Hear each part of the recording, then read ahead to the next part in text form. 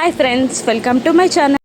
గౌతమ్ అహల్యని ఇంట్లోకి తీసుకొచ్చి నందు రూమ్లోకి తీసుకొస్తాడు. ఇక అక్కడ నందు గౌతమ్ కలిసున్న ఫోటోని అహల్య చూస్తుంది. 25 ఏళ్లగా 2 శరీరాలైనా ఒకే ప్రాణంగా బ్రతికాం మేమిద్దరం అని గౌతమ్ అహల్యకి చెప్తూ ఉంటారు. ఇకపై నుండి మీరు వాడి రూమ్లోనే ఉంటారు. రూమ్లో మనమిద్దరం స్నేహితులం, రూమ్ బయట అని అనగానే తెలుసండి అని గట్టిగా అరుస్తుంది అహల్య. దాంతో ఏమీ చెప్పలేక గౌతమ్ రూమ్ నుండి వెళ్ళిపోబోతూ చలికి వణుకుతున్న అహల్యని గమనిస్తాడు.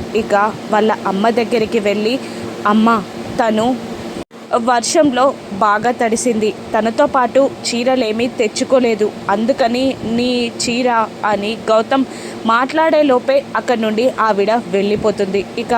గౌతమ్ చేసేది లేక వాళ్ళ అక్క చెల్లి ఉన్న రూమ్లోకి గుమ్మం ముందు నిలబడి ఏదో అడుగుతుండగా గౌతమ్ చెల్లి కొన్ని చీరలు పట్టుకొని వచ్చి గౌతమ్కి చూపిస్తూ, ఇదిగో ఇది నా పెళ్లి చీర, ఇది నా 16 రోజుల పట్టు చీర, ఇదిగో ఇది నా చావు చీర, ఇది నా తద్దినం చీర, ఇవన్నీ తీసుకో చాలా అని అంటూ గౌతమ్ ముఖం మీద విసిరేస్తుంది ఆ శారీస్ అన్ని.